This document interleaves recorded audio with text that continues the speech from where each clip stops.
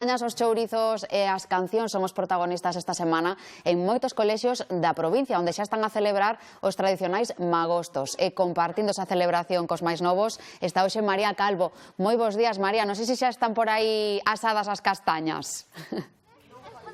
Moi bo día, Laura, moi bo día a todos. Que se hai castañas, mirade, vide para aquí porque vos vou a amosar a cantidade de castañas que xa teñen listas, que xa veñen asadas, porque non está permitido facer as fogueiras aquí no Parque Municipal do Carballiño, onde nos atopamos. Están recén saídas do forno, están super quentiñas. Estánllos a repartir agora mesmo a todos estes pequenos que son de primeiro e segundo de primaria, uns 50 cativos que veñen do colexio Sagrado Corazón daqui do Carballiño, que se adiantan ao día máis importante do mes da estación de outono, que é o San Martiño, que é o venres. Ese é o día grande para celebrar o magosto, pero estes pequenos xa levan toda esta semana no cole celebrando o magosto con diferentes actividades. E hoxe saen aquí ao parque para degustar as castañas. Mira, xa están todos afanados para probalas. A ver, como están esas castañas? Xa as probamos ou aínda non? Non. Pero a ti gustanche? Sí.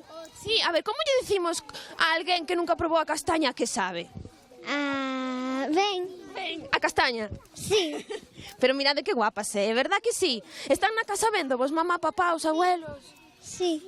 Bueno, e que fixechedes no cole estes días? A castaña, porque sei que facedes a mellor unha redacción ou poesía e tendes todo o cole decorado, non? Sí. E con que decorades? Con dibuxos. Todos relacionados ca castaña, por suposto. E xa vedes tamén como están aí todos afanados para comelas, e alá ao fondo tamén están a facer hoxe xogos tradicionais e moitos tamén relacionados ca castaña, que na seguinte conexión falaremos cos profes para que nos conten un pouquiño como organizan toda esta semana relacionada co magosto, que, por certo, teñen unha comisión do magosto, excepcional para o magosto organizar todas as actividades. Ui, creo que un rapaz xa se caeu aí porque fixadevos que fermoso está este parque con todas as follas de color marrón propias do outono. Así que na seguinte conexión falaremos cos profes e cos máis nenos para que nos conten o ricas que están as castañas.